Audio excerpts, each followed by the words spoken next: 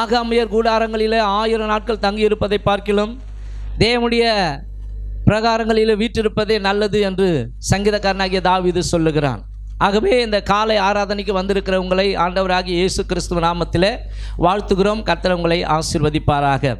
ஒவ்வொரு மாதமும் நாம் அந்த மாதத்தின் முதல் தேதியை சந்திக்கும் பொழுது கர்த்தருடைய சமூகத்தில் வந்து கர்த்தரை ஆராதித்து கர்த்தர் நமக்கு கொடுத்த விலையேற பெற்ற ஒரு ஆசீர்வாதமாக இருக்கிற பரிசுத்த வேதாகமத்தில் கர்த்தர் உணர்த்துகிற வார்த்தைகளை நாம் உரிமையாக்கி கொண்டு அந்த மாதம் முழுவதும் அந்த வார்த்தைக்காக ஸ்தோத்திரம் பண்ணி ஜெபம் பண்ணி, ஆண்டவரே அந்த வார்த்தையில் இருக்கிற ஆசீர்வாதம் எங்கள் வாழ்க்கையில் பலிப்பதாக கிரியை செய்வதாக என்று சொல்லி நாம் ஒவ்வொரு மாதமும் இவ்விதமான காரியங்களை செய்வது வழக்கமாக இருக்கிறபடினாலே இந்த 12வது மாதத்தில் எந்த வார்த்தையை ஆண்டவரே நாங்கள் தியானிக்க வேண்டும், ஆண்டவரே உணர்த்தும் ஐயா என்று சொல்லி யோசித்து கொண்டிருந்த பொழுது கடந்த வாரத்திலே கர்த்தர் என்னுடைய சிந்தையிலே ஞாபகப்படுத்தின ஒரு வசனத்தை இந்த 12வது மாதத்தில் நாம் வாசிக்க போகிறோம். உங்களுக்கும் எனக்கும் கர்த்தர் கொடுக்கிற ஒரு வார்த்தை லூக்கா புஸ்தகம் 1ஆம் அதிகாரம் 14வது வசனம். லூக்கா புஸ்தகம் 1ஆம் அதிகாரம் 14வது வசனம். உனக்கு சந்தோஷமும் மகிழ்ச்சியும் உண்டாகும். அவன் பிறப்பின் நிமித்தம் அநேகர் சந்தோஷப்படுவார்கள்.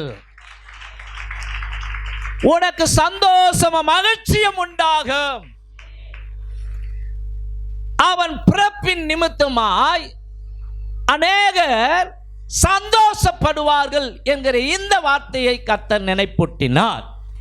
ஆகவே இந்த காலை வேளையில் இந்த திருச்சபையின் ஆராதனைக்கு வந்திருக்கிற எனக்கு அன்பான தேவச்சனமே, உங்களை பார்த்துதான் கர்த்தருடைய ஆவியானவர் சொல்லுகிறார், இந்த புதிய மாசத்தில் உன் வாழ்க்கையில் சந்தோஷமும் மகிழ்ச்சியும் உண்டாகும். ஆமென். நீங்கள் விசுவாசத்தோடு கேட்டால் நிச்சயமாக உங்கள் வாழ்க்கையில் இருக்கிற துக்கத்தை கர்த்தர் மாற்றுவாராக, சந்தோஷத்தை கர்த்தர் கொடுப்பாராக. கவனிங்க, கடந்த காலங்களில் ஸ்தோத்திரம், கடந்த மாதங்களில் ஒருவேளை உங்களை யாருமே அறியாமல் இருக்கலாம், ஆனால் கர்த்தர் பார்த்து கொண்டிருக்கிறார். உங்கள் இருதயங்களிலே நீங்கள் அனுபவிக்கிற மனவேதனைகளை தேவன் அறிவார். ஆமாம், கஷ்டங்களை அவர் அறிவார், துக்கங்களை அவர் அறிவார். ஆமாம், ஸ்தோத்திரம், துன்பங்களை அவர் அறிவார், வருத்தங்களை அவர் அறிவார். அந்த தெய்வம் தான் இந்த 12வது மாசத்திலேயும் உங்களை கொண்டு வந்திருக்கிறார்.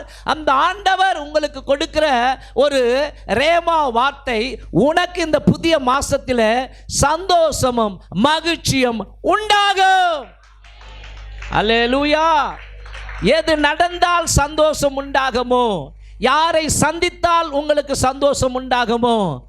ஆமாம், ஒருவேளை உங்களை விட்டு சில நபர் பிரிந்து போயிருப்பார்கள் அல்லது பிரிக்கப்பட்டிருப்பார்கள். ஸ்தோத்திரம், அந்த நபரை நீங்கள் சந்திக்கும் பொழுது நிச்சயமாக கர்த்தர் இந்த புதிய மாசத்தில் உங்களுக்கு சந்தோஷத்தை உண்டாக்கும்படிக்கு செய்வார். ஹல்லேலூயா. நெடுங்காலமாய் காத்திருக்குதல் இருதயத்தை இளைக்க பண்ணும், விரும்பினது வரும் பொழுதோ அது ஜீவ விருட்சம் போல் இருக்கும் என்று வேதம் சொல்லுகிறது. இந்த உலகத்திலே முதல் மனுஷனையும் முதல் மனுஷியையும் ஆண்டவர் படைக்கும் பொழுது அவர்கள் சந்தோஷமா இந்த உலகத்தில் வாழ்ந்து சகல படைப்புகளையும் அவர்கள் ஆளுகை செய்ய வேண்டும் என்று சொல்லி ஒரு ராஜாவாக ஒரு ராணியாக அவர்களை ஆள பிறந்தவர்களாக தான் ஆண்டவர் ஆதாமையும் யாவாலையும் படைத்தார். ஆனால் அவர்கள் கர்த்தருடைய வார்த்தைக்கு கீழ்ப்படியாமல் அவர்கள் கர்த்தருடைய வார்த்தையை மீறி பாவம் செய்ததின் விளைவு மனுஷன் பாவத்துக்குள்ளே விழுந்தான், பயத்துக்குள்ளே விழுந்தான். ஸ்தோத்திரம், உபத்திரவத்தில் விழுந்தான். அந்த நாளில் இருந்து மனுஷனை பாவம் பின்தொடர்ந்தது, சாபம் பின்தொடர்ந்தது, மரணம் பின்தொடர்ந்தது, கஷ்டங்கள் பின்தொடர்ந்தது, வேதனைகள் பின்தொடர்ந்தது. இப்படி வாழ்ந்து கொண்டிருந்த மக்களுடைய வாழ்க்கையில் ஸ்தோத்திரம், அந்த சராசரங்களை உண்டாக்கின தெய்வம் ஜீவ காலமெல்லாம் மரண பயத்திலே வாழ்ந்து கொண்டிருந்த மக்களை விடுதலையாக்கும்படிக்கு மீட்கும்படிக்கு இந்த உலகத்தில் இயேசு கிறிஸ்து பிறந்தாரே. இந்த மாசத்தில் இயேசு பிறந்திருக்கிறார். அதுவே ஒரு மகிழ்ச்சியின் மாசம், அதுவே ஒரு சந்தோஷத்தின் மாசம். ஹல்லேலூயா, ஆமென். ஆகவே கவனிங்க, ஸ்தோத்திரம், உனக்கு சந்தோஷமும் மகிழ்ச்சியும் உண்டாகும் அப்படின்னு கர்த்தர் சொல்லுகிறார் என்றால் நிச்சயமாக சந்தோஷம் மகிழ்ச்சியும் உண்டாகும். ஏன்னா இந்த மாசமே இயேசு கிறிஸ்து பிறந்து இருக்கிற மாசம் தானே.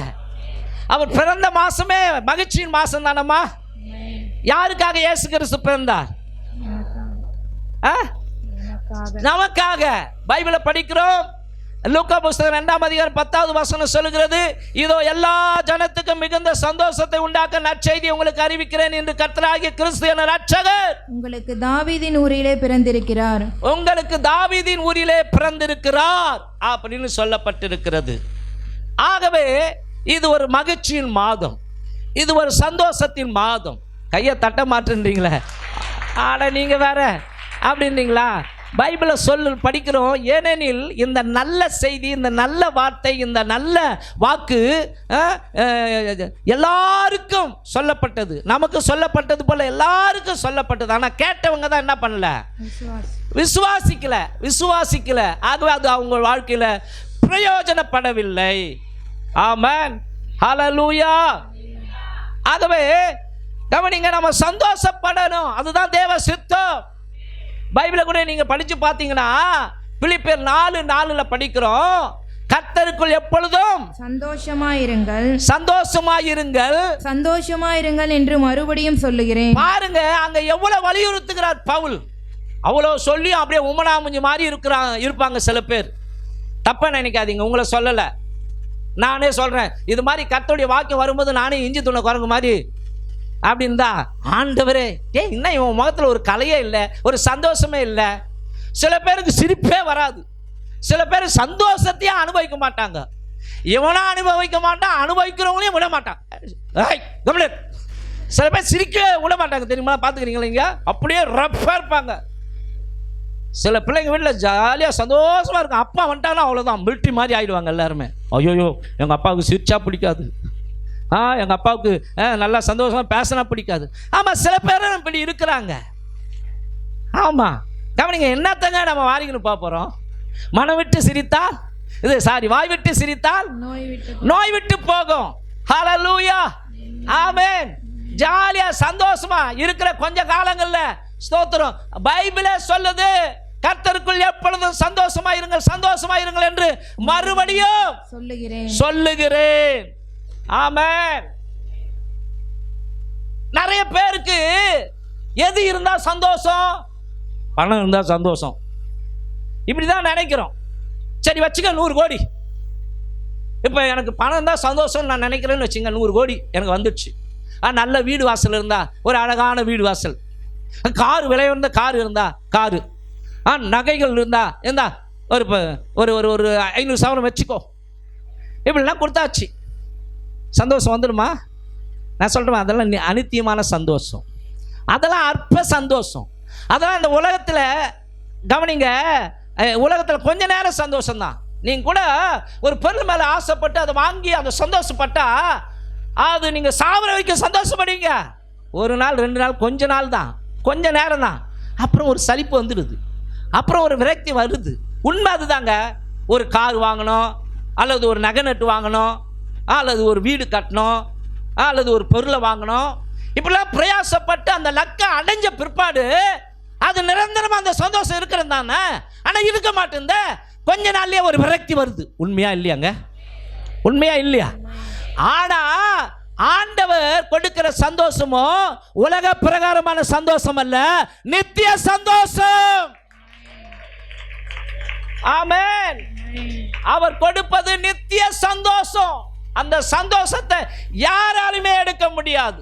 ஆகவேதான் பவுல் கூட சொல்றாரு, கர்த்தருக்குள் எப்பொழுதும் சந்தோஷமாயிருங்கள் என்று மறுபடியும் உங்களுக்கு சொல்லுகிறேன்.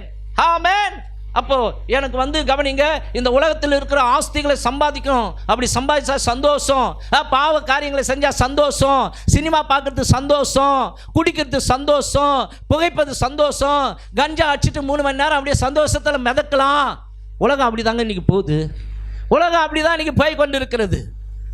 கவனிங்க, பைபிளை நீங்க படிச்சு பார்த்தீங்கன்னா எபிரேயர் புஸ்தகம் 11ஆம் அதிகாரம் 25வது வசனத்துல ஒரு சந்தோஷத்தை வெறுத்தார் மோசே சொல்லப்பட்டு இருக்கிறது. எபிரேயர் 11:25 படிமா. அநித்தியமான பாவ சந்தோஷங்களை அனுபவிப்பதை பார்க்கிலும். கவனிங்க, இந்த உலகத்தில் வாழ்ந்து கொண்டிருக்கிறோம். அநித்தியமான பாவ சந்தோஷங்களை அனுபவிப்பதை பார்க்கிலும் தேவனுடைய ஜனங்களோடு துன்பத்தை அனுபவிப்பதையே தெரிந்து கொண்டு, மோசே துன்பத்தை அனுபவிப்பதையே தெரிந்து கொண்டு வனாந்தரத்திலே கவனியுங்கள், இஸ்ரவேல் ஜனங்களை நடத்தும்படிக்கு அவர் லீடர்ஷிப் குவாலிட்டிக்கு கர்த்தரால் தேர்வு செய்யப்பட்டார். ஹல்லேலூயா. அவர் பார்வோனுடைய அரண்மனையில ராஜா மாதிரி சந்தோஷமா வாழ்ந்து இருக்கலாம். ஆனா அவர் கண்டுபிடிச்சிட்டாரு, இந்த சந்தோஷம் அநித்தியமான சந்தோஷம். ஆமென். உலகம் கொடுக்கிற சந்தோஷம் அநித்தியமான சந்தோஷம். பணத்தின் மூலமாய் வருகிற சந்தோஷம் அநித்தியமான சந்தோஷம். ஆமென். ஹல்லேலூயா.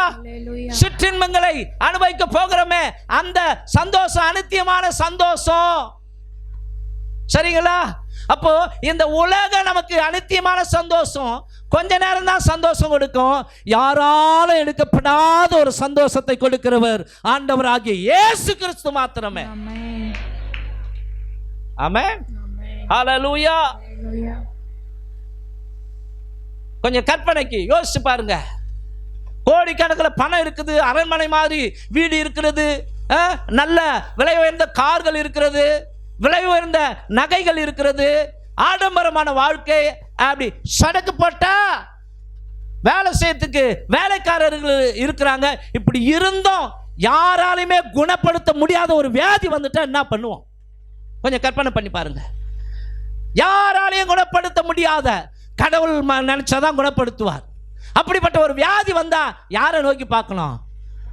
கர்த்தரை நோக்கி தான் பார்க்கணும். அப்போ கர்த்தர் சொல்றாரு, உனக்கு நான் கொடுக்கிற சந்தோஷமோ அது நித்திய சந்தோஷம். ஆமா, அது நித்திய மகிழ்ச்சி. கர்த்தரால் மீட்கப்பட்டவர்கள் ஆனந்த களிப்புடன் பாடி சீயோனுக்கு வருவார்கள். நித்திய மகிழ்ச்சி அவர்கள் தலையின் மேல் இருக்கும். சந்தோஷம் மகிழ்ச்சி அடைவார்கள். சஞ்சலமும் தவிப்பும் ஓடி போகும். இந்த புதிய மாசத்தில் வந்திருக்கிற உங்கள் வாழ்க்கையில இருக்கிற சஞ்சலமும் தவிப்பையும் ஆண்டவர் துரத்துவாராக. ஒரு சந்தோஷத்தை அடைய கர்த்தர் உதவி செய்வாராக. ஆமென். ஹல்லேலூயா. நடுத்தர வயது உள்ள ஒரு 45 வயசு உள்ள ஒரு மனிதன் இருந்தார். அவருக்கு மனம் சரியில்லை. ஆகவே அவர் இருந்த நகரத்தில் விசாரித்தார். சிறந்த ஒரு நல்ல ஆலோசனை கொடுத்து, என்னுடைய மனதில் இருக்கிற துக்கத்தை, என் மனதில் இருக்கிற ஒரு விதமான விரக்தியை போக்குகிற ஒரு நல்ல மருத்துவரை சொல்லுங்கள் என்று சொன்னார்கள். கேட்டார். அவருக்கு அங்கே இருக்கிற நபர்கள் ஒரு சிறந்த மருத்துவரை, மனநல மருத்துவரை, அவருடைய முகவரியை கொடுத்து அவரை போய் சந்தியுங்கள், எல்லாம் சரியாகும் என்று சொல்லி அனுப்பினார். எல்லாம் சரியாகும் என்று சொல்லி அனுப்பினார்கள். அந்த மனுஷனும் அந்த மனநல மருத்துவரை போய் சந்தித்தார். அந்த மருத்துவர் கேட்டார், என்ன பிரச்சனை? ஐயா, எனக்கு மகிழ்ச்சி என்பதே இல்லை, சந்தோஷம் என்பதே இல்லை, ராத்திரில சரியா தூக்கம் வர மாட்டேங்குது, வாழ்க்கையே விரக்தியா இருக்கிறது. அவர் பரிசோதித்தார். பரிசோதித்து விட்டு, உங்களுக்கு எந்த பிரச்சனையும் கிடையாது, ஆல் ரைட், நீங்க நல்லா இருக்கிறீங்க, நான் உங்களுக்கு ஒரு ஆலோசனை சொல்லுகிறேன்.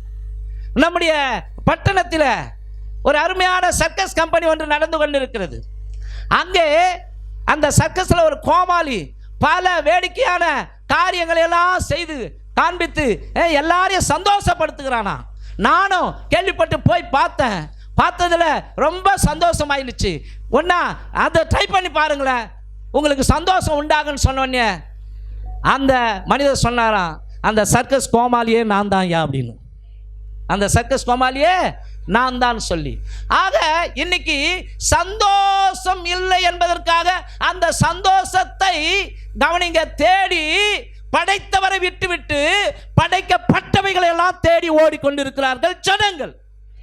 ஆனால் படைத்தவரிடத்தில் வரும்பொழுது சொல்லுவார், உனக்கு சந்தோஷமும் மகிழ்ச்சியும் உண்டாகும், உனக்கு சந்தோஷமும் மகிழ்ச்சியும் உண்டாகும். இந்த காரியம் யாருக்கு சொல்லப்பட்டது என்றால், சகரியா எலிசபெத் என்கிற தம்பதிகள் நெடுங்காலமாக அவர்களுக்கு குழந்தை இல்லை. குழந்தை இல்லாத சூழ்நிலையில் அவர்கள் துக்கப்படுவார்கள், வேதனைப்படுவார்கள், கஷ்டப்படுவார்கள்.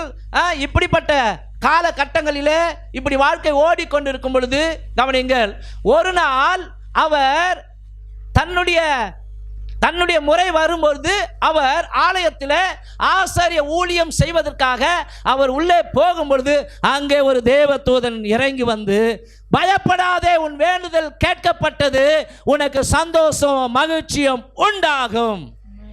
ஆமென். இதை யாருக்கு கர்த்தர் சொல்லுகிறார் என்று பார்க்கணும். சகரியா எலிசபெத் என்கிற தம்பதிக்கு தான் அவர் சொல்றாரு. நீங்க படிச்சு பார்த்தீங்கன்னா லூக்கா புஸ்தகம் 1ஆம் அதிகாரம் அதில் 7வது வசனம் சொல்லுகிறது, எலிசபெத் மலடியா இருந்தபடியினால் அவர்களுக்கு பிள்ளை இல்லாதிருந்தது, இருவரும் வயது சென்றவர்களாயும் இருந்தார்கள். அப்படி இருக்க அவன் தன் ஆசாரிய வகுப்பின் முறைப்படி தேவ சந்நிதியிலே ஆசாரிய ஊழியம் செய்து வருகிற காலத்தில் ஆசாரிய ஊழிய முறைமையின்படி அவன் தேவாலயத்துக்குள் பிரவேசித்து தூபம் காட்டுகிறதற்கு சீட்டை பெற்றான். தூபம் காட்டுகிற வேளையிலே ஜனங்கள் எல்லோரும் கூட்டமாய் வெளியே ஜெபம் பண்ணி கொண்டிருந்தார்கள். அப்பொழுது கர்த்தருடைய தூதன் ஒருவன் தூபபீடத்தின் வலது பக்கத்திலே நின்று அவனுக்கு தரிசனமானான். சகரியா அவனை கண்டு கலங்கி பயமடைந்தான். தூதன் அவனை நோக்கி, சகரியாவே, பயப்படாதே, உன் வேண்டுதல் கேட்கப்பட்டது. உன் மனைவியாகிய எலிசபெத் உனக்கு ஒரு குமாரனை பெறுவாள். அவனுக்கு யோவான் என்று பெயரிடுவாயாக. உனக்கு சந்தோஷமும் மகிழ்ச்சியும் உண்டாகும். போதுமா? கையை நல்லா தட்டலாமா? ஸ்தோத்திரம் பண்ணுவோமா? இது சகரியா எலிசபெத் என்கிற தம்பதிகளுடைய வாழ்க்கையில் நடந்த ஒரு சம்பவம். தேவதூதனே இறங்கி வந்து, கவனிங்க, அவர் சொல்றாரு, முதல்ல பயப்படாதன்னு சொல்லிட்டு, உன் வேண்டுதல் கேட்கப்பட்டது, இனி உன் வாழ்க்கையில கஷ்டத்துக்கெல்லாம் ஒரு முடிவு வந்துடுச்சு, உன் துக்கத்துக்கெல்லாம் ஒரு முடிவு, உன்னுடைய புலம்பலுக்கு ஒரு முடிவு, உன்னுடைய கண்ணீருக்கு முடிவு, உன்னுடைய ஏமாற்றத்துக்கு ஒரு முடிவு, இனி உனக்கு சந்தோஷமும் மகிழ்ச்சியும் உண்டாகும். அல்லேலூயா, ஆமென். அப்போ ஒரு சந்தோஷம் உண்டாகாதா? ஒரு நல்ல காரியம் நடக்காதா? பிரிந்த என்னுடைய வாழ்க்கை, என்னுடைய குடும்பம் ஒன்று சேராதா? இப்படி பல விதங்களிலே, பல அச்சங்களிலே, கவனிங்க, நீங்க ஒருவேளை யோசித்து வாழ்க்கையை கடத்தி கொண்டிருக்கலாம். இந்த புதிய மாசத்திலே கர்த்தருடைய வார்த்தை உங்கள் குடும்ப வாழ்க்கையில பலிக்கும், உங்களுக்கு சந்தோஷம் உண்டாகும்படிக்கு செய்வார். அதான் சொல்றேன், எது நடந்தாலும் உங்களுக்கு சந்தோஷம் வருமோ, எது கிடைத்தாலும் உங்களுக்கு சந்தோஷம் வருமோ, எது வாய்த்தால் உங்களுக்கு சந்தோஷம் வருமோ, அதை கர்த்தர் நிச்சயமாய் உண்டாக்குவார், நிச்சயமாய் வாய்க்க பண்ணுவார், நிச்சயமாய் கர்த்தர் நடத்தி காட்டுவார். அல்லேலூயா, ஆமென். ஆகவே ஸ்தோத்திரம். அதுக்கு தான் ஆரம்பத்திலே சொன்னேன், பவுல் சொல்லி இருக்கிறார், கர்த்தருக்குள் எப்பொழுதும் சந்தோஷமாக இருங்கள். ஆனால் பிசாசு சொல்லுவான், உலகத்தில் வாழுற நீ எப்போதும் துக்கத்தோடு கூட இரு, எப்போதும் கவலையோடு கூட இரு. ஆமென். எப்போதும் கவலையோடு கூட இருந்தா நம்ம என்னத்தை வாரிகள் பார்ப்போம்? கடவுள் கொடுத்த வாழ்க்கையில் சந்தோஷத்தை அனுபவிச்சுட்டு போகணும். ஆமென். இந்த உலக வாழ்க்கையில் கவனிங்க, கடவுள் மனுஷனை படைச்சிருப்பதின் நோக்கம் பல்வேறு நோக்கங்கள் இருந்தாலும் அவன் நன்மை செய்யணும், சந்தோஷமா இருக்கணும். இதாங்க ஆண்டவருடைய சித்தம். அவன் நல்லது செய்யணும், மனுஷன் நன்மை செய்யணும், சந்தோஷமா இருக்கணும். ஆமென்.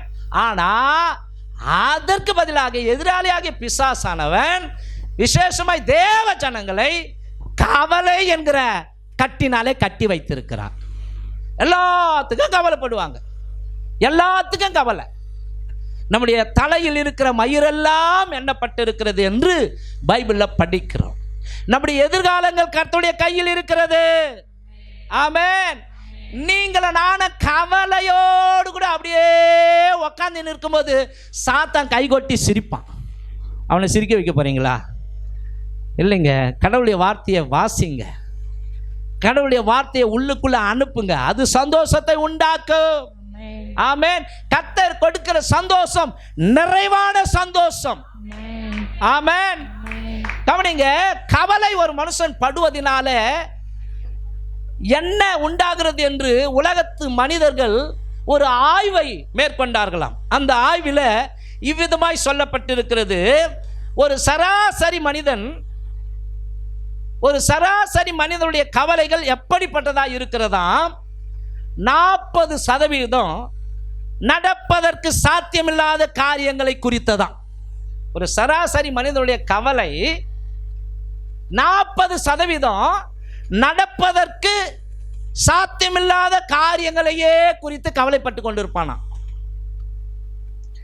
அடுத்து 30% நடந்து முடிந்த இனி செய்வதற்கு ஒன்றுமில்லாத காரியங்களையே குறித்ததா இருக்குமா. 30% நடந்து முடிந்த இனி செய்வதற்கு ஒன்றுமில்லாத காரியங்களை குறித்ததா இருக்குமா. அடுத்து 12% பிறர் தன் மீது சுமத்த உண்மையில்லாத குற்றச்சாட்டுகளை குறித்து கவலைப்பட்டு கொண்டிருப்பானா. அடுத்து ஒரு 10% தன் மன அழுத்தத்தால் கெட்டுப்போகும் ஆரோக்கியம், தன்னுடைய கவலைப்படுறான் இல்லையா, அதனால மன அழுத்தத்தால் கெட்டு போக ஆரோக்கியத்தை குறித்ததா இருக்குமா. 8% எதிர்நோக்கி இருக்க உண்மையான பிரச்சனை குறித்ததா இருக்குமா. யோசிச்சு பாருங்க. சிலர் எந்த நேரமும் கோபப்படுவாங்க, சிலர் எந்த நேரமும் எரிச்சல் அடைவாங்க. உங்கள் கோபம் எதை குறிக்கிறது? உங்கள் மீது தவறு இல்லை என்றால் நீங்கள் கோபப்படுவது அவசியம் இல்லை. உங்கள் மீது தான் தவறு என்றால் நீங்கள் கோபம் கொள்வதில் அர்த்தம் இல்லை. ஆமென். ஒரு பிரச்சனைனா ஒத்துக்கலாம். இப்போ சொன்ன இல்லையா, தம்பி என்னை யாராவது பண்ணிட்டா நான் திட்டிடுவேன், தப்பு தான், இனி என்னை கண்ட்ரோல் பண்ணிக்கிறேன். கை தட்டலாமா? அதுதாங்க. ஏங்க எந்த மனுஷங்கிட்டையும் குறை இல்லாமல் இல்லைங்க, எல்லார்கிட்டையும் குறை இருக்குது. ஆனால் பைபிள் சொல்லுது, தன் பாவங்களை மறைக்கிறவன் வாழ்வடைய மாட்டான், அவைகளை அறிக்கை செய்து விட்டு விடுகிறவனோ தேவனிடத்தில் இரக்கம் பெறுவான். ஆமென். ஆமா, இந்த பலவீனம் ஒத்துக்கிறேன், என்கிட்ட இருக்குது, இதுல இருந்து நான் வெளியே வர விரும்புகிறேன், கர்த்தர் எனக்கு உதவி செய்வார். இப்படி ஒரு மனுஷன் தேவ சமூகத்தில் தேவனுடைய கரத்தில் தன்னை ஒப்பு கொடுக்க வேண்டும். ஹல்லேலூயா. ஆகவே நம்முடைய உணர்வுகள் எல்லாம் ஆண்டவர் நல்ல நோக்கத்திற்காக கொடுத்திருக்கிறார். அதை நாம் தவறான உணர்வுகளுக்காக பயன்படுத்தக்கூடாது. தேவையற்ற கவலை, தேவையற்ற துக்கம், தேவையற்ற கோபம் நமக்கு பயனை அல்ல, தீமையையே கொண்டு வரும். ஆமென். ஹல்லேலூயா. ஆகவே இந்த கால வேளையில் கர்த்தர் சொன்ன வார்த்தை அது ஜீவனுள்ள வார்த்தை. பொய் சொல்ல அவர் மனிதன் அல்ல, மனம் மாறுவதற்கு மனுபுத்திரனும் அல்ல. அவர் சொல்லியும் செய்யாதிருப்பாரோ, வசனத்தும் நிறைவேற்றாது இருப்பாரோ. கையை தட்டுற மக்களுக்கு மாத்திரம் வாய்க்க பண்ணுங்க ஆண்டவரே. என்ன சொன்னாரு? உங்களுக்கு சந்தோஷமும் மகிழ்ச்சியும் உண்டாகும். சும்மா இல்லைங்க, 11 மாசங்களை முடிச்சிட்டோம். நம்ம எத்தனையோ பேர் இந்த 12வது மாசத்தை காணாமலேயே போயிட்டாங்க. உன்னை என்னையும் 12வது மாசத்துல கொண்டு வந்திருக்கிறான்னா நீங்கள நானும் சந்தோஷமா இருக்கணும், நீங்கள நானும் மகிழ்ச்சியா இருக்கணும். இது தேவ சித்தம். ஆமென். இந்த தம்பதிகளுடைய கேரக்டர் கொஞ்சம் பார்க்கலாமா? யாருக்கு சந்தோஷமும் மகிழ்ச்சியும் உண்டாகும்? இவர்களுக்கு தான் சொல்லப்பட்டது. இவர்கள் வாழ்ந்த வாழ்க்கையின்படி நாமும் இருப்போம். ஆனால் நிச்சயமோ அந்த வார்த்தை, நிச்சயமாய் அந்த வாக்குத்தத்தமான வார்த்தை நமக்கும் நிறைவேறும். அல்லேலூயா. ஒத்துக்கிறீங்களா? ஆமென் சொல்றீங்களா? கேட்கறதுக்கெல்லாம் நல்லா தாங்க இருக்குதுன்னா வெரி வெரி சிம்பிள். இந்த தம்பதிகள் எப்படி இருந்தாங்களோ அப்படி நாமளும் இருந்தா நிச்சயமா கர்த்தருடைய வார்த்தை நமக்கு சந்தோஷத்தை கொடுக்கும். ஆமா, இல்லாதவர்களை இருப்பது போல் அழைக்கிற தேவனாகிய கர்த்தர் உனக்காக எனக்காக வெண்கல கதவை உடைத்து இருப்பு தாழ்பாட்களை முறியடித்து அந்தகாரத்தில் இருக்கிற பொக்கிஷங்களையும் ஒளிப்பிடத்தில் இருக்கிற புதையல்களையும் கொடுப்பேன் என்று வாக்குறுதி கொடுத்திருக்கிறார். ஆமென். ஹல்லேலூயா. முந்தினவர்களை நினைக்க வேண்டாம், பூர்வமானவர்களை சிந்திக்க வேண்டாம். இதோ நான் புதிய காரியத்தை செய்கிறேன், இப்பொழுதே அது உனக்கு தோன்றும், இந்த மாசமே அது உனக்கு உண்டாகும். நீ காற்றையும் பார்க்க மாட்டாய், மழையும் பார்க்க மாட்டாய், ஆனாலும் வாய்க்காலை வெட்டு, உன் பள்ளத்தாக்கு சந்தோஷம் என்கிற ஆசீர்வாதத்தினால், மகிழ்ச்சி என்கிற ஆசீர்வாதத்தினால் நிரப்பப்படும். ஆமென். அப்போ யாருக்கு சந்தோஷம் மகிழ்ச்சியும் உண்டாகும்?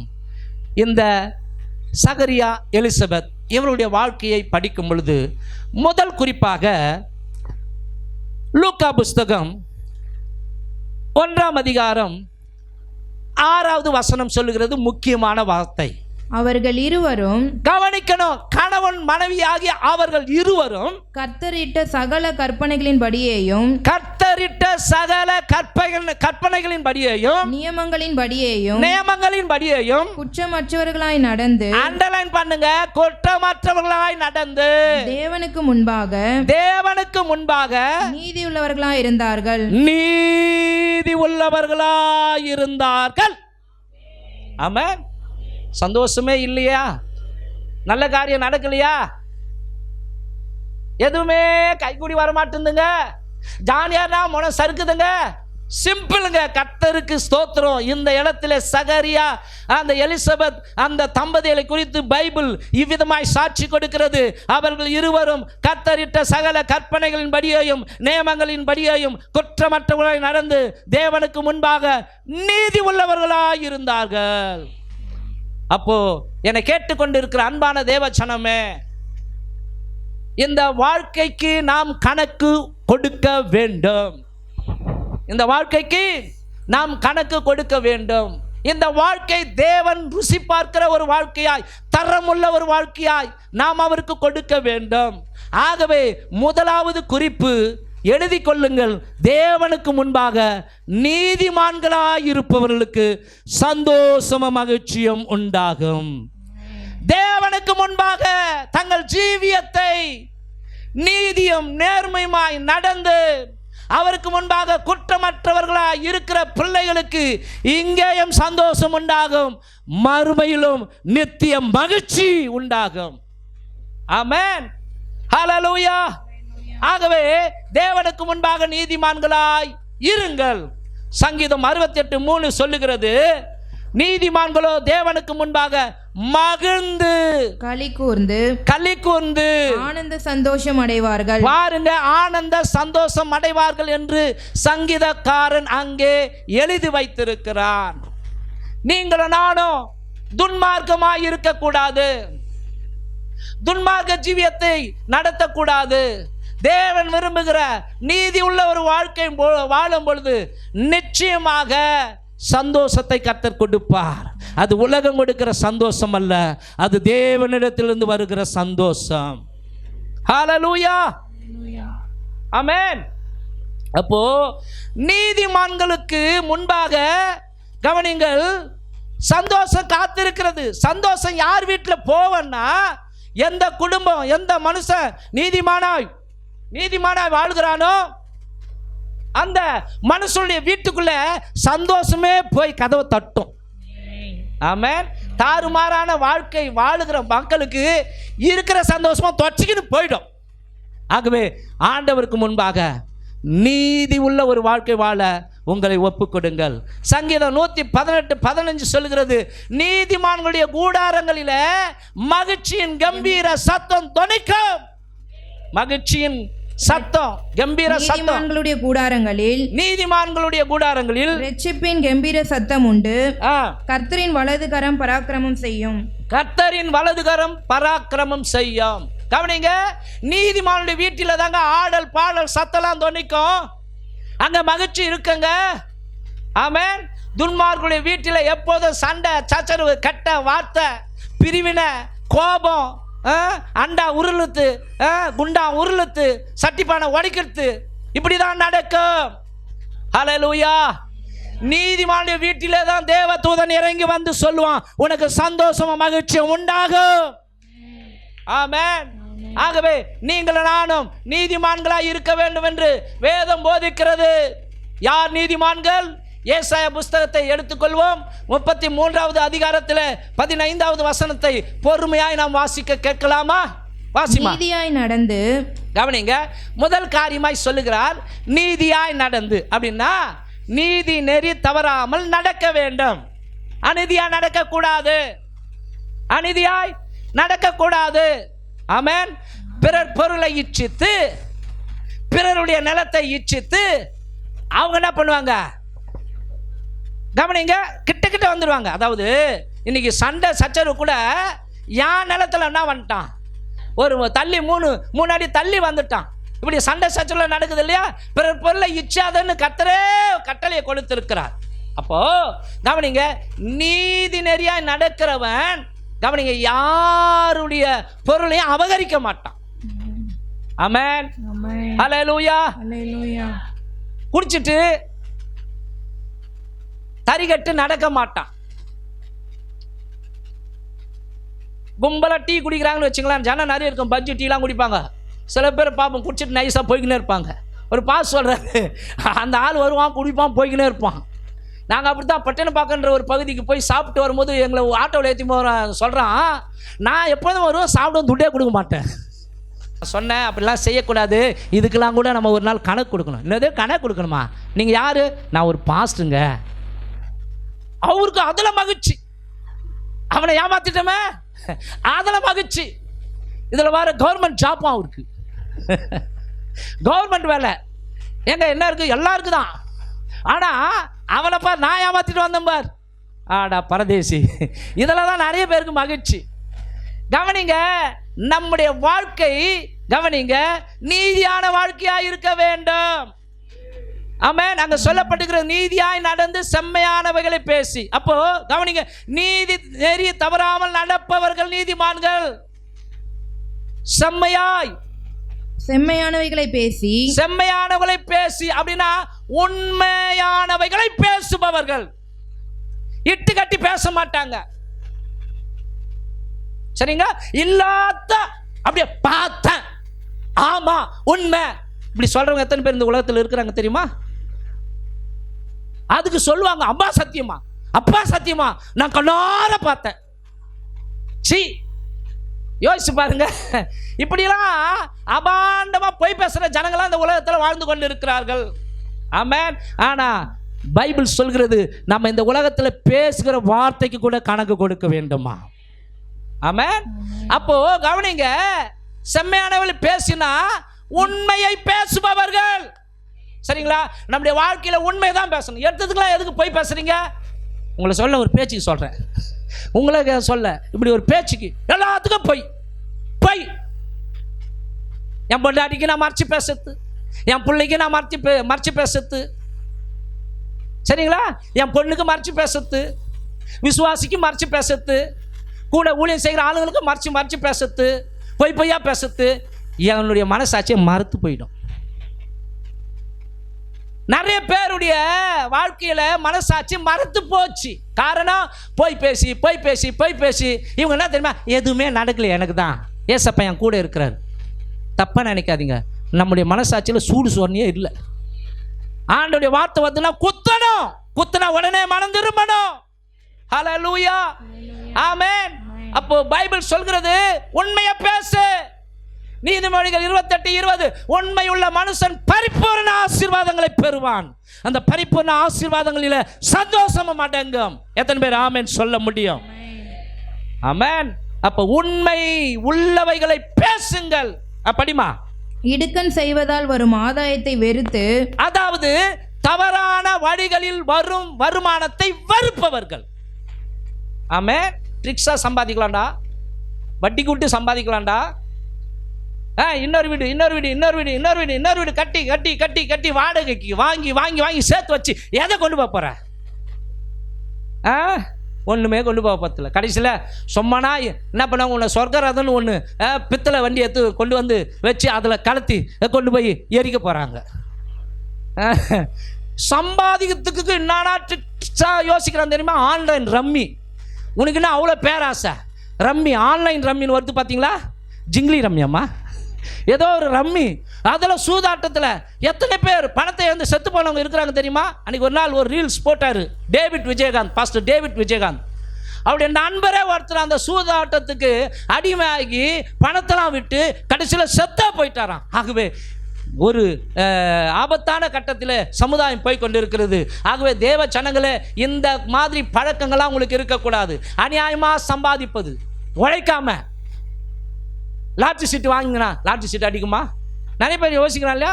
சில பேர் எனக்கு தெரிஞ்சு ஒரு சில ஆளுங்க லாட்ரி சீட்டு வாங்கி வச்சுருப்பாங்க. அப்போ ஏன்னா லாட்ரி சீட்டில் கோடி அடிச்சதுன்னு வச்சுக்கோ, இவங்க கற்பனை கட்டிக்கினே இருப்பாங்க. கடைசியில் தெருக்கோடியில் தான் போய் நிற்கணும் நம்ம. அப்போது கவனிங்க, இங்கே பரிசுத்தவான் சொல்கிறாரு, தவறான வழிகளில் வரும் வருமானத்தை வெறுப்பவர்கள் தான் நீதிமான்கள். ஆமென். ஆமாம். அர்ஜென்ட்டுக்கு ஒருத்தருக்கு வந்து கடன் கேட்குறாங்க, நான் 5000 தருவேன், ஆனால் 10 பைசா வட்டி. தெரியுமா? 500 ரூபாய் தரியா? இந்த மாதிரி வட்டிக்கு வாங்கக்கூடாது, வட்டிக்கு கொடுக்கவும் கூடாது. ஆமென். பொய் சொல்லி சம்பாதிக்கிறாங்க இல்லையா? அப்போ யோசிச்சு பாருங்களேன், கவனிங்க. தவறான விதங்களில பணத்தை ஈட்டுவதும் கவனிங்க, அது அநீதியான காரியத்திற்கு அடையாளமாய் இருக்கிறது. வாசிமா. பரிதானங்களை வாங்காதபடிக்கு, அந்த பரிதானம் என்பது லஞ்சம். தன் கைகளை உதறி ரத்தம் சிந்துவதற்கு ஏதுவான யோசனைகளை கேளாதபடிக்கு, ரத்தம் சிந்துவதற்குண்டான திட்டங்களுக்கு யோசனைகளுக்கு செவி கொடுக்காதவர்கள் தான் நீதிமான்கள். தன் செவியை அடைத்து பொல்லாப்பை காணாதபடிக்கு, தன் கண்களை மூடுகிறவன் எவனோ அவன் நீதிமான். அல்லேலூயா. மாத்திரமல்ல, நீதிமானுக்கு இன்னொரு அடையாளம் கவனிங்க. மத்தேயு புஸ்தகத்தில் வாசிக்கிறோம். மத்தேயு புஸ்தகம் 1 அதிகாரம் 19வது வசனம். அவள் புருஷனாகிய யோசேப்பு நீதிமானாயிருந்து அவளை அவமானப்படுத்த மனதில்லாமல், கவனிக்கணும், அவளை அவமானப்படுத்த மனதில்லாமல் ரகசியமாய் அவளை தள்ளிவிட யோசனையாயிருந்தான். அவன் இப்படி சிந்தித்துக் கொண்டிருக்கையில் கர்த்தருடைய தூதன் சொப்பனத்தில் அவனுக்கு காணப்பட்டு, தாவீதின் குமாரனாகிய யோசேப்பே, உன் மனைவியாகிய மரியாளை சேர்த்து கொள்ள ஐயப்படாதே, அவளிடத்தில் உற்பத்தியாயிருக்கிறது பரிசுத்த ஆவியினால் உண்டானது. ஆமென். நீதிமான் மனசார கூட மற்றவங்களை அவமானப்படுத்த என்ன பண்ண மாட்டான், சிந்திக்க மாட்டான். எத்தனை பேர் ஆமென் சொல்றீங்க? இவன் மனசுல கொஞ்சம் யோசிக்கிறான், சே அவளை நம்ம பப்ளிக்கா, ஏன்னா நம்ம நிச்சயம் பண்ணியாச்சு. யார? மரியாதை. யார்? யோசேப்பு. ஆனா அவ பரிசுத்த ஆவியினால கவனிங்க கர்ப்பவதி ஆனாள். பரிசுத்த ஆவியின் வல்லமை அவளுடைய கருப்பைக்குள்ள போச்சு. அவள் இப்ப இயேசுவை சுமக்கிறாள். இப்ப விஷயம் தெரியுது யோசேப்புக்கு. ஐயோ அப்படின்னு சொல்லி இவன் மனசுக்குள்ள, இப்படிப்பட்டவளை நான் எப்படி மனமுடிப்பது என்று சொல்லி இதை பப்ளிக் படுத்தக்கூடாதுன்னு சொல்லி ரகசியமாய் அவளை தள்ளிவிடலாம் என்று, வெளியரங்கமாய் அவமானப்படுத்த மனதில்லாமல் ரகசியமாய் அவளை தள்ளிவிடலாம் என்று யோசித்த பொழுது தேவதூதன் வெளிப்பட்டார். அல்லேலூயா. இதயத்தில் கூட மற்றவங்களுக்கு அவமானத்தை உண்டாக்குற மாதிரி நீதிமான் யோசிக்க மாட்டான். எத்தனை பேர் ஆமா வந்தா பாருங்க, ஒருத்தர் தான் ஆமேன் சொல்றாங்க. ஆமேன். ஹல்லேலூயா. அப்போ மற்றவங்க அவமானப்பட்டு கூனி குறுகி போட்டோன்னு நம்ம மனசுல கூட நினைக்க கூடாது. ஆமேன். அவங்க தான் நீதிமானுக்கு கவனிங்க அடையாளமாய் இருக்கிறவர்கள். இன்னொரு வசனத்தை வாசிக்கலாம். சங்கீதம் 19:8. கர்த்தருடைய நியாயங்கள் செம்மையும் இருதயத்தை சந்தோஷிப்பிக்கிறதுமாய் இருக்கிறது. கர்த்தருடைய கற்பனை தூய்மையும் கண்களை தெளிவிக்கிறதுமாய் இருக்கிறது. ஆமென். அங்க படிக்கிறோம், நல்லா காட்டுமா? அது நல்லா காட்டு. கர்த்தருடைய நியாயங்கள், கர்த்தருடைய வார்த்தைகள், கர்த்தருடைய நியமங்கள் கவனிங்க செம்மையும் இருதயத்தை சந்தோஷிப்பிக்கிறவையுமாய் இருக்கிறது.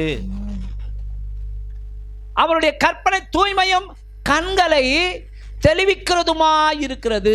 ஆகவே இந்த சகரியா எலிசபெத் பைபிள் சொல்கிறது, கர்த்தர் கட்டளையிட்ட கற்பனைகளின்படியையும் நியமங்களின்படியையும் குற்றமற்றவர்களாய் நடந்து தேவனுக்கு முன்பாக நீதி உள்ளவர்களாய் இருந்தார்கள். தேவதூதன் இறங்கி வந்து உனக்கு சந்தோஷமும் மகிழ்ச்சி உண்டாகும் என்று வாக்கு கொடுத்தார். அல்லேலூயா. ஆகவே கர்த்தருக்கு முன்பாக நாம் நீதிமான்களாய் நடந்து ஸ்தோத்திரம், அவருடைய நீதி நெறி தவறாமல் நம்ம நடக்கும் பொழுது நமக்கு இந்த உலகத்தில் கர்த்தர் சந்தோஷத்தை உண்டாக்குவார், மகிழ்ச்சியை கொடுப்பார். 2வது காரியத்தை வாசிப்போம்.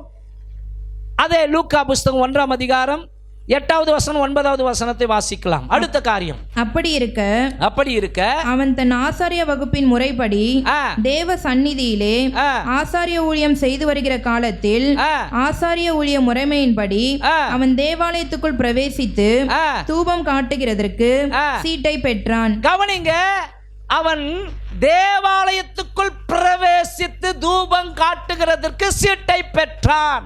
2வது குறிப்பு, ஆலயத்திற்கு முக்கியத்துவம் கொடுக்கிறவன் யாரு? சகரியா. ஆலயத்திற்கு முக்கியத்துவம் கொடுக்கிறவன். கவனிங்க, அவன் வாழ்க்கையில துன்பத்தின் வழியாக தான் போறான், அவமானத்தின் வழியாக தான் போறான். என்னப்பா கர்த்தருக்கு ஊழியம் செய்றான், அவனுக்கே குழந்தை இல்லை அப்படின்னு ஏச்சு பேச்செல்லாம் வந்திருக்கான், கேட்டு இருப்பான். ஆனாலும் தேவனுக்கு ஊழியம் செய்வதையும் தேவனுடைய ஆலயத்தை நாடி செல்வதையும் அவன் விட்டுவிடவே இல்லை. தேவனுடைய ஆலயத்திற்கு முக்கியத்துவம் கொடுத்தான். ஆமென். இன்னைக்கு காத்து மழை, ஸ்தோத்திரம், நீங்க வந்திருக்கிறீங்க, தேவனுக்கு மகிமை உண்டாவதாக. நிறைய பேர் உப்பாய் இருக்கிறபடினால அழிஞ்சிடுவோம். ஏன்னா ஆண்டவர் சொன்னார் இல்லையா, நீங்கள் பூமிக்கு உப்பாயிருங்கள். நாமெல்லாம் உப்பு கிடையாது, அவங்க தான் உப்பு. ஆகவே நாமெல்லாம் உப்பாய் இருக்கிறோம். ஆகவே நம்ம வெளியே போய் மழையில் நஞ்சா கரைஞ்சு போயிடுவோம்னு சொல்லி வராமல் போயிட்டாங்க. ஸ்தோத்திரம். வந்திருக்கிற உங்களை கர்த்தர் ஆசீர்வதிப்பாராக. வராத மக்கள் உணர்வடைவார்களாக. காத்தோ மழையோ இடியோ மின்னலோ புயலோ ஸ்தோத்திரம் எதுவோ, என் தேவனுடைய ஆலயம் ரொம்ப ரொம்ப முக்கியம். அந்த காலங்களிலே கவனிங்கள், எருசலேமில் தேவாலயம் இருக்குது. தேவாலயம் இருக்கும் பொழுது கவனிங்க, பல 12 கோத்திரத்தின் ஜனங்களும் எங்க வந்து பலி செலுத்தணும் தெரியுமா? எருசலேமில் இருக்கிற தேவாலயத்துக்கு வந்து பலி செலுத்த வேண்டும். தவறாமல் அதை செய்கிறார்கள். ஆமென். அப்போ ஆலயத்தை நேசிக்கிற பிள்ளைகளுக்கு கர்த்தர் வாக்கு கொடுப்பார். உன் குடும்ப வாழ்க்கையில, உன்னுடைய எதிர்காலத்தில், உன்னுடைய ஜீவியத்தில் சந்தோஷமும் மகிழ்ச்சியும் உண்டாகும்படிக்கு நான் செய்வேன். ஆமென். சங்கீதம் 122:1 சொல்லுகிறது, கர்த்தருடைய ஆலயத்திற்கு போவோம் வாருங்கள் என்று எனக்கு அவர்கள் சொன்னபோது மகிழ்ச்சியா இருந்தேன். தாவீது எழுதுகிறார், எனக்கு கர்த்தருடைய ஆலயத்துக்கு போவன்னு கூப்பிட்டாங்களாம், அவ்வளவுதான் சந்தோஷம், என்ஜாய், மகிழ்ச்சி. ஆமென். நிறைய பேருக்கு ஊரை சுத்தத்துல மகிழ்ச்சி, மற்ற வீட்டில் போய் உட்காந்து கதை பேசத்துல மகிழ்ச்சியா இருப்போம். கேளிக்கை விடுதிகளுக்கு போய் அங்கே ஜாலியா சிரிப்பது, சந்தோஷமா இருப்போம், இதுல மகிழ்ச்சியா இருப்போம். சில பேர் தியேட்டருக்கு போய் உக்காந்து சந்தோஷத்தை அனுபவத்துக்கு யோசிப்பாங்க. ஆலயத்துக்கு வந்து பாரு, உன் குடும்பத்தில் சந்தோஷம் தாண்டவம் ஆடும். ஆமென். மகிழ்ச்சியை கர்த்தர் கட்டளை இடுவார். சும்மா இல்லைங்க கர்த்தருடைய வார்த்தை. கவனிங்க, வானமும் பூமியும் ஒளிந்து போனாலும் கர்த்தர் சொன்ன வார்த்தை நிச்சயமாய் நிறைவேறும். ஆமென். அப்போ ஆலயத்துக்கு வரும்போது சந்தோஷமா ஓடிவாங்க, மனமகிழ்ச்சியோடு கூட ஓடிவாங்க. இன்றைக்கு என் ஆண்டவரை நான் சந்திக்க போகிறேன். ஆமென். ஆண்டவரை நம்மை சந்திக்க இங்கே காத்திருப்பார். ஒரு உண்மை சம்பவம். ஒரு ஹார்ட் பேஷண்ட் உள்ள ஒரு தாயார், இயேசுவை அறியாத அந்த தாய், மருத்துவர்களால் கைவிடப்பட்ட சூழ்நிலையில் அவள் உயிருக்கு போராடி கொண்டிருக்கிற அந்த தருணத்தில் கவனிங்க, காரில் ஹாஸ்பிட்டல்லேருந்து வீட்டுக்கு கொண்டு போகிறாங்க. அவ்வளோதான், நீங்கள் வீட்டுக்கு கொண்டு போயிடுங்க உங்கள் அம்மாவை அப்படின்னு சொல்லி அந்த தாயாரை அனுப்பும்போது அந்த தாய் ஆசை, அப்பா நான் சர்ச்சுக்கு போனேன்னு கேட்டால் நீங்கள் என்னை திட்டுவீங்க, இதுக்கு முன்னாடிலாம் என் கடைசி ஆசை ஆலயத்துக்கு கொண்டு போய் என்னை விடுங்கப்பா, ரொம்ப நாளாக இந்த இயேசுநாதருடைய கோயிலுக்கு போகிறதுக்கு ஆசைன்னு சொல்லி அந்த அம்மா கேட்க, அந்த இயேசுநாதருக்கு எதிர்ப்பான சகோதரரும் அம்மாவுடைய கடைசி ஆசையை நிறைவேற்றி வைக்கலாம்னு சொல்லி ஆலயத்துக்கு அந்த மெயின் ரோட்டில் ஒரு ஆலயம் இருந்துச்சான். ஞாயிற்றுக்கிழமை ஆராதனை நடக்குது, கொண்டு வந்து விட்டாங்களாம். பின்னாடி சேர்ல மூச்சு வாங்க வாங்க வந்து உக்காந்தாங்களாம். எல்லாரும் எழுந்து கர்த்தரை ஆராதனை செய்து கொண்டிருக்கிற அந்த சூழ்நிலையில் இதோ இயேசுவை தொடுகிறார், இயேசுவை சந்திக்கிறார் அப்படின்னு சொல்லும்போது இவங்க கையை எடுத்து கும்பிட கூட சக்தி இல்லாதவங்களா, எஸ்அப்பா உங்கள் ஆலயத்துக்கு வந்திருக்கிறேன், எத்தனையோ நாள் ஆண்டவரே நான் வரத்துக்கு ஆசை, நான் புறஜாதி தான், நான் ஒரு இந்து மதத்தை சார்ந்தவ தான், ஆனால் உங்கள் மேலே எனக்கு ரொம்ப அன்பு, உங்கள் ஆலயத்தின் மேலே எனக்கு வாஞ்சை, உங்களை தேடி வந்திருக்கிறேன். மருத்துவம் என்னை கைவிட்டுச்சு, மருத்துவர்கள் என்னை கைவிட்டாங்க, நீங்கள் என்னை காப்பாற்றுவீங்களா அப்படின்னு சொல்லும்போது உண்மையாகவே ஜீசஸ் அங்கே அவருக்கு முன்பாக தோன்றினாராம். ஒரு கரத்தை அப்படி நீட்டும் பொழுது அவங்க இருதயம் அப்படியே தரிசனத்தில் வெளியே வந்துதான். கர்த்தர் ஒரு புது இருதயத்தை அவர்களுக்கு பொருத்துவதை தரிசனத்தில் பார்த்து துள்ளி குதிச்சு புல்பீட்டுக்கு பக்கத்தில் ஓடி வந்து சொன்னாங்களா, ஏசு இங்கே இருக்கிறார், ஏசு இங்கே இருக்கிறார், நான் இயேசுவை பார்த்தேன், நான் இயேசுவை பார்த்தேன், நான் இயேசுவை பார்த்தேன். ஆமென். அல்லேலூயா. உண்மையாய் கூப்பிடுகிறவர்களுக்கு இயேசு சமீபமாய் இருக்கிறார் என்று வேதம் சொல்லுகிறது. ஆமென். மாத்திரமல்ல, வெளிநாட்டில் நடந்த ஒரு சம்பவமா கவனிங்க. படிக்கிற சின்ன வயசு தம்பி ஒருத்தன் பேர் ஜிம்மு. ஒவ்வொரு நாளும் அவன் பள்ளிக்கு போகும்போது ஒரு ஆலயத்தை கடந்து தான் போக வேண்டும், அந்த சர்ச்சை கடந்து தான் போக வேண்டும். அந்த சர்ச்சைக்கு போகும்போது சரியாக டைம் 8 இருக்குமா, அப்போது ஒரு வார்த்தை சொல்லுவானா, ஜீசஸ் ஜிம் வந்திருக்கிறேன். இதே மாதிரி ஒவ்வொரு நாளும். ஆனால் ஒரு நாள் கவனிங்க, அவன் புறப்படும் பொழுதே விபத்துக்குள்ளாகி மருத்துவமனையில் அட்மிட் பண்ணப்பட்டான். கோமா ஸ்டேஜ், சுயநினைவை இழந்தவனாக அவன் கவனிங்க, ரத்த வெள்ளத்தில் கட்டெல்லாம் போட்டு தீவிர சிகிச்சை பிரிவில் அவன் உயிருக்கு போராடி கொண்டு இருக்கும்போது டைம் சரியாக 8 மணி. அந்த தீவிர சிகிச்சை பிரிவில் ஜிம்மு பக்கத்தில் ஜீசஸ் வந்து நின்று, ஜிம் எழுந்துரு, ஜீசஸ் வந்திருக்கிறேன் அப்படின்னு கண் திறந்தானா. ஹல்லேலூயா, உண்மைங்க அதெல்லாம். ஆமென். கெட்டு போகிறவர்களுக்கு இதெல்லாம் பைத்தியமாய் தோன்றலாம், ரட்சிக்கப்படுகிற உங்களுக்கு எனக்கும் இது தேவ பலனாய் மாறுகிறது. ஹல்லேலூயா. கவனிங்க, லூக்கா புஸ்தகம் 13ஆம் அதிகாரம் 10லிருந்து 13 வரைக்கும் நீங்க வீட்டில் போய் படிச்சு பார்த்துங்க. கவனிங்க, ஆலயத்திலே 18 வருஷமாக கூனியா இருந்த, நிமிர கூட முடியாத ஒரு பெண்மணி, அவ வாழ்க்கையில் எத்தனை அவமானங்கள், எத்தனை துக்கங்கள், எத்தனை கஷ்டங்கள், எத்தனை பேர் கேவலமாக பேசியிருப்பாங்க. சர்ச்சுக்கு போகிற, ஆனால் உன் நோய் நல்லா அவளியே, சர்ச்சுக்கு போகிற, கூனியா இருக்கிறியே, சின்ன பசங்களை ஏ கூனி பாட்டி, ஏ கூனி கிண்டல் பண்ணியிருப்பாங்க, பரியாசம் பண்ணியிருப்பாங்க, கேலி பண்ணியிருப்பாங்க. அதெல்லாம் பொருட்படுத்தவில்லை.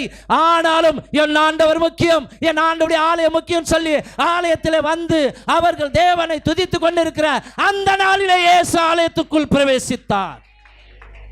ஆமென்.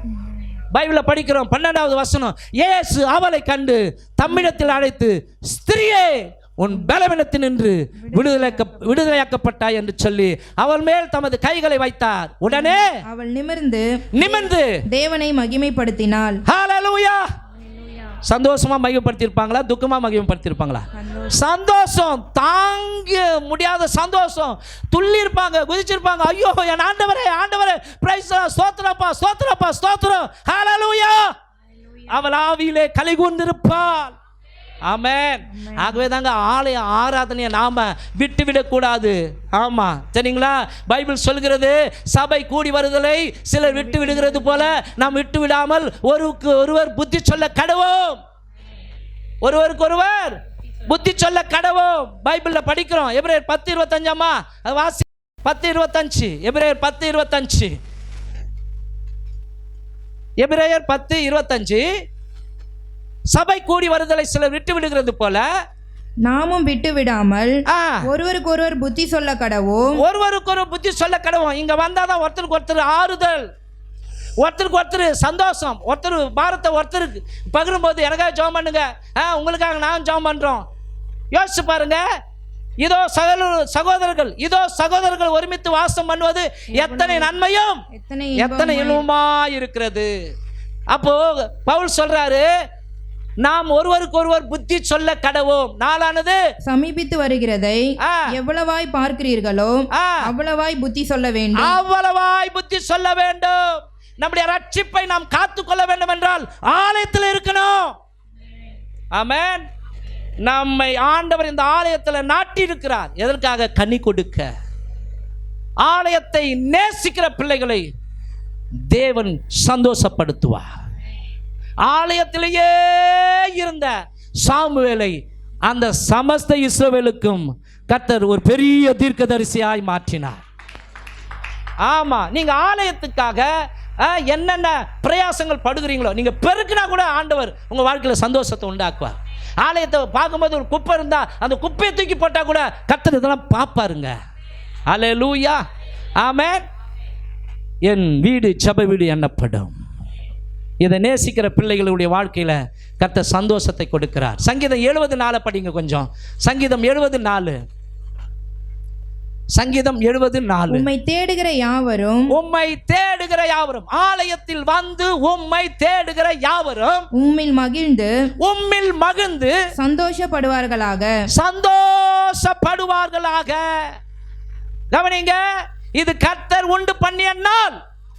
இதுல ஆலயத்தில் வந்து களி கூர்ந்திருக்க கடவோம் என்று வேதம் நமக்கு சொல்லுகிறது. ஆகவே உம்மை தேடுகிற யாவரும் உம்மில் மகிழ்ந்து சந்தோஷப்படுவார்களாக. உமது ரட்சிப்பில் பிரியப்படுகிறவர்கள் தேவனுக்கு மகிமை உண்டாவதாக என்று எப்பொழுதும் சொல்வார்களாக. இப்படிப்பட்டவர்களுடைய வீட்டிலே ரட்சிப்பின் கம்பீர சத்தம் தொனிக்கும், ஆடல் பாடல் சத்தம் தொனிக்கும், சண்டை சச்சரவு சத்தம் தொனிக்காது. ஏன்னா எங்க கர்த்தர் தான் பேசுறாரு. சின்ன சின்ன மனஸ்தாபம் வந்தால் கூட, சின்ன சின்ன கோபம் வந்தால் கூட உடனே வார்த்தை பேசும், சரிப்படுத்தி கொள்வார்கள். ஆமென். அப்போ ரெண்டாவது காரியம் கவனிங்க, இந்த சகரியா தேவாலயத்துக்கு முக்கியத்துவம் கொடுத்து ஊழியம் செய்கிற ஒரு ஆசாரியனாய் இருந்தான். மூன்றாவது காரியத்தை சொல்லி நாம் திருவிருந்து ஆராதனைக்கு நேராய் கடந்து போவோம். லூக்கா புஸ்தகம் 1ஆம் அதிகாரம் 13வது வசனம். தூதன் அவனை நோக்கி சகரியாவே பயப்படாதே, உன் வேண்டுதல் கேட்கப்பட்டது. போதுமா? மூன்றாவது குறிப்பு, தேவனை நோக்கி வேண்டுபவர்களுக்கு தேவ தூதனை அனுப்பி சொல்ல வைப்பார், உன் குடும்பத்திலே உனக்கு சந்தோஷமும் மகிழ்ச்சியும் உண்டாகும். கையை தட்டுறவங்களுக்கு மாத்திரம் கவனிங்க. இது முக்கிய பாயிண்ட். என்னன்னா, உன் வேண்டுதல் கேட்கப்பட்டது. கவனிங்க, அவனுக்கு துக்கம் இருந்தது உண்மைதான். பிள்ளை இல்லை, அவனுடைய மனைவி மலடி. எத்தனை பேர் சொல்லியிருப்பாங்க, காதார கேட்டு இருப்பான், இல்லை பின்னாடி சொல்றாங்கன்ட்டு வந்து யாராவது சொல்லியிருப்பாங்க. இது எல்லாம் இருந்தாலும் தேவனை நோக்கி வேண்டுவதில் அவன் தவறவில்லை, ஜபத்தை அலட்சியப்படுத்தவில்லை, ஜபத்திற்கு முக்கியத்துவம் கொடுத்தான். ஆமென். தேவனை நோக்கி வேண்டுதல் வைக்கிறான். ஆண்டவரே, கவனிங்க, ஏன் இந்த வார்த்தையை வந்து தேவதூதன் சொல்றாரு, பயப்படாத, உனக்கு சந்தோஷம் மகிழ்ச்சியும் உண்டாகும். யோவான் ஸ்நானன் என்கிற ஒரு பிள்ளை உனக்கு பிறப்பான், அவன் நிமித்தமாய் உனக்கு சந்தோஷம் மகிழ்ச்சியும் உண்டாகும். ஆமென். ஹல்லேலூயா. அப்பனா உன் வேண்டுதல் கேட்கப்பட்டது அப்படின்னு ஒரு குறிப்பை வைக்கிறார் பாருங்க. அப்பனா நீ உன் கஷ்டத்தின் மத்தியில் கூட, உன்னுடைய துக்கத்தின் மத்தியில் கூட, அவமானத்தின் மத்தியில் கூட தேவனை நோக்கி கூப்பிடுறிய, தேவனை நோக்கி ஜெபம் பண்ணிய, அது வீண் போகவில்லை. உன் வேண்டுதல் கேட்கப்பட்டது, உனக்கு சந்தோஷமும் மகிழ்ச்சியும் உண்டாகும். ஆமென். அப்ப யாருக்கு சந்தோஷமும் மகிழ்ச்சியும் உண்டாகும்? தேவனை நோக்கி வேண்டுபவர்களுக்கு, தேவனை நோக்கி ஜெபம் பண்ணுகிறவர்களுக்கு. ஆண்டவர் சொன்னார் இல்லைங்களாங்க, என் நாமத்தினால நீ எதை கேட்டாலும் அதை நான் செய்வேன். கேட்கணுங்க, கேட்கணும் கேட்கணும் கேட்கணும். காதால கேட்கணும் இல்ல, வாயை திறந்து ஆண்டவரே நீர் சொல்லி இருக்கிற உம்முடைய வார்த்தையை நான் நம்புகிறேன், விசுவாசிக்கிறேன், உம்முடைய வார்த்தையின்படியே என்னுடைய குடும்ப வாழ்க்கையில சந்தோஷமும் மகிழ்ச்சியும் உண்டாகட்டும். யாபேசுன்னு ஒரு மனுஷன் இருந்தான். அவங்க அம்மா அவனை பெத்தெடுக்கும் போது அவனுக்கு வச்ச பேரு துக்கம். யாபேசுனாலே துக்கம். ஆனா எல்லாரும் அவனை துக்கம் துக்கம் துக்கம் துக்கம்னு கூப்பிடுறாங்க. பிறக்கும் போதே அம்மாவை காவு வாங்கி பிறந்தவனே துக்கம்னா, துக்கம்னா பிறக்கும் போதே அம்மாவை காவு வாங்கினவனே, பிறக்கும் போதே அம்மாவை சாவச்சவனே, இப்படி சொல்லும் போது அவன் உள்ள உடைஞ்சு போது இஸ்ரவேலின் தேவனாகிய கர்த்தரை நோக்கி அவன் ஜெபம் பண்றான். தெய்வமே, நீ தான் என்னை உண்டாக்கினவர், நீர் என்னை ஆசீர்வதித்து உம்முடைய கரம் என்னோடு கூட இருக்கணும். தேவரீர் என்னை ஆசீர்வதித்து 1 நாளாகமம் 4:10 என் எல்லையை பெரிதாக்கி உமது கரம் என்னோடு இருந்து தீங்கு என்னை துக்கப்படுத்தாதபடிக்கு, கவனிக்கணும், தீங்கு என்னை துக்கப்படுத்தாதபடிக்கு அதற்கு என்னை விலக்கி காத்தருளும் என்று வேண்டிக் கொண்டான்.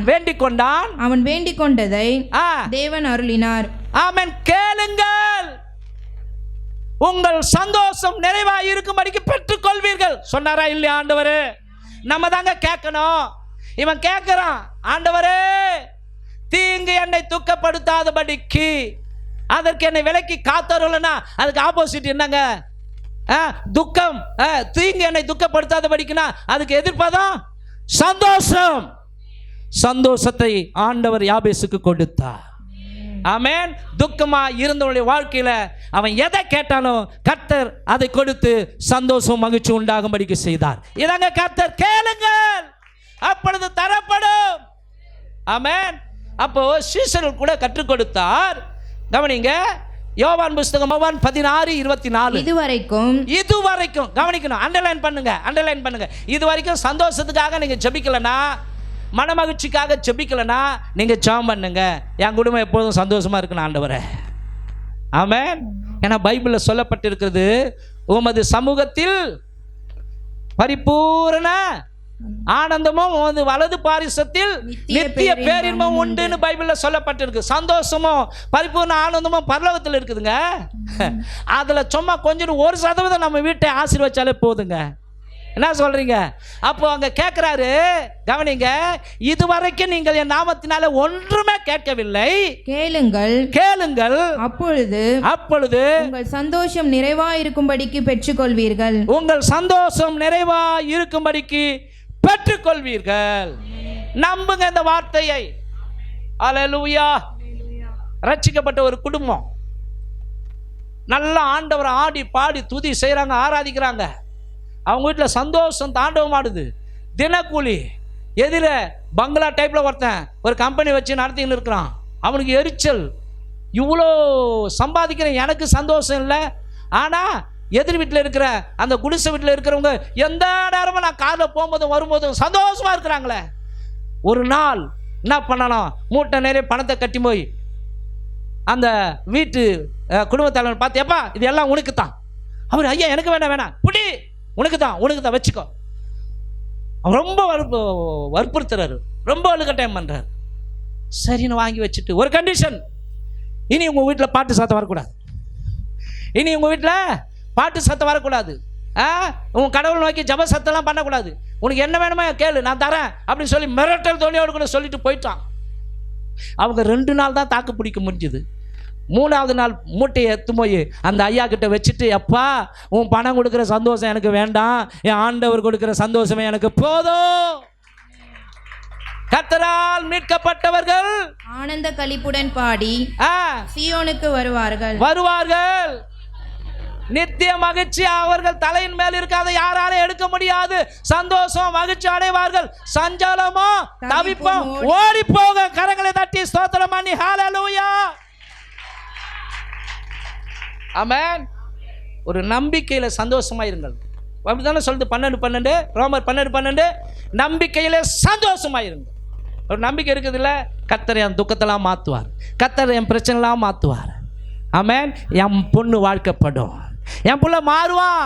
ஒரு நம்பிக்கை, அதை நினைச்சுப்பார், கற்பனை பண்ணு. ஹல்லேலூயா. நல்லதை கற்பனை பண்ணுங்க, நடந்த மாதிரி ஆண்டவருக்கு நன்றி சொல்லுங்க, நிச்சயம் நடக்கும். நம்பிக்கையில சந்தோஷமா இருங்கள், உபத்திரவத்தில் பொறுமையா இருங்கள், ஜபத்தில் உறுதியாய் தரித்திருங்கள். ஆமென். ஒரு பெண்மணி பெயர் அன்னாள், எல்கானா அவங்க கணவர். அந்த அன்னாளுக்கு பல ஆண்டுகளாக குழந்தை இல்லை. அந்த பெண்மணி ஆலயத்தில் வந்து தேவனை நோக்கி கேட்கிறான், ஆண்டவரே ஊர்ல எல்லாரும் என்ன மலடின்னு பேசிக்கிது, என் காதுல கேட்குதுப்பா, அது எனக்கு துக்கத்தை உண்டாக்குது.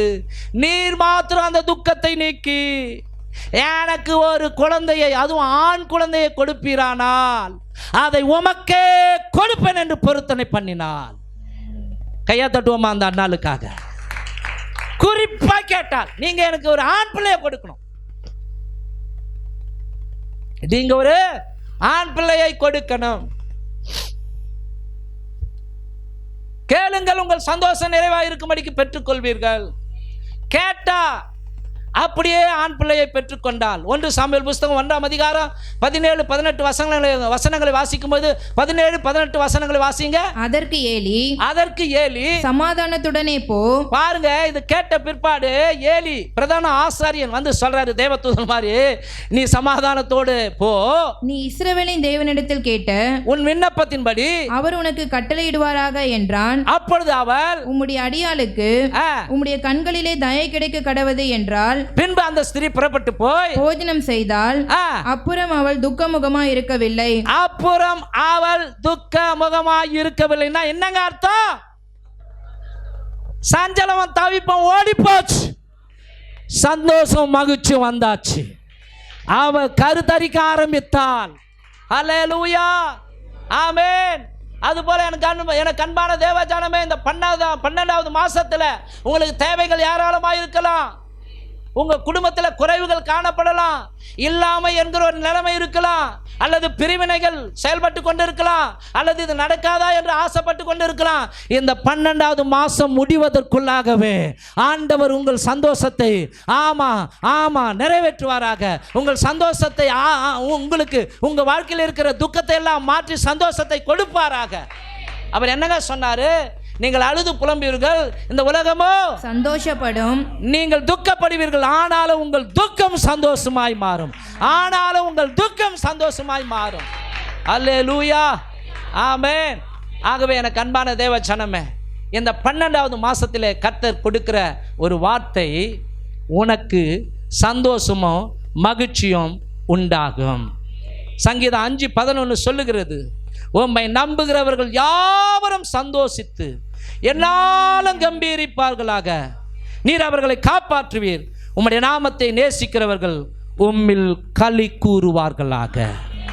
உம்முடைய நாமத்தை நேசிக்கிறவர்கள் உம்மில் களி கூறுவார்களாக. ஆமென். எத்தனை பேர் தேவனுடைய நாமத்தை நேசிக்கிறீர்கள்? அவருக்குள்ளாய் நீங்கள் களி கூறும்படிக்கு கர்த்தர் சந்தோஷத்தையும் மகிழ்ச்சியையும் கட்டளையிடுவார். அல்லேலூயா. ஆகவே தேவையை பார்த்து, தேவையை நினைத்து நீங்கள் பயப்பட வேண்டாம். கொஞ்சத்தை கண்டு நீங்கள் புலம்ப வேண்டாம், குழம்ப வேண்டாம். படைத்த தெய்வம் இருக்கிறார். அவர் எல்லாம் பார்த்து கொள்வார். அவர் எல்லாம் பார்த்து கொள்வார். அவர் நம்முடைய வாழ்க்கையில் யெகோவா ஈராவாய் இருக்கிறார், யெகோவா நிசியாய் இருக்கிறார், யெகோவா ரக்வாவாய் இருக்கிறார், யெகோவா ஷாலோமாய் இருக்கிறார். அவர் நமக்கு சமாதானம் கொடுக்கிற தெய்வம். ஆமென். நமக்கு ஒரு பாலகன் பிறந்தார், நமக்கு ஒரு குமாரன் கொடுக்கப்பட்டார். கர்த்தத்துவம் அவர் தோளின் மேல் இருக்கும். அவர் நாமம் அதிசயமானவர், ஆலோசனை கர்த்தர், நித்திய பிதா, வல்லமையுள்ள தேவன், சமாதானத்தின் பிரபு எனப்படும் என்று அவருடைய நாமங்களை குறித்து சொல்லப்பட்டிருக்கிறது ஏசாயா புஸ்தகத்தில். ஆமென்.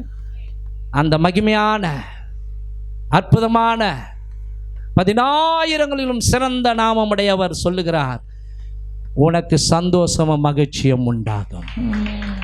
அல்லேலூயா. விசுவாசிக்கிறீங்களா? நம்புறீங்களா? ஆமென். சகரியா, எலிசபெத் அவர்கள் வாழ்க்கையில் காணப்பட்ட அந்த காரியங்களைப் போல நம்முடைய வாழ்க்கையிலும் அந்த காரியங்கள் வெளிப்படும் போது நாமும் அப்படி குற்றமற்றவர்களாய், தேவனுக்கு முன்பாக நீதிமான்களாய், மாத்திரமல்லாமல் தேவனுடைய ஆலயத்தை நேசிக்கிறவர்களாய், மாத்திரமல்லாமல் இங்கே சொல்லப்பட்டிருக்கிறது போல தேவனை நோக்கி எந்த நேரம் வேண்டுகிற பிள்ளைகளாய் இருக்கும் பொழுது நம்முடைய வாழ்க்கையின் கர்த்தர் சந்தோஷமும் மகிழ்ச்சியையும் கட்டளையிடுவார். நம்ம எல்லாரும் எழுந்து நிற்கலாமா?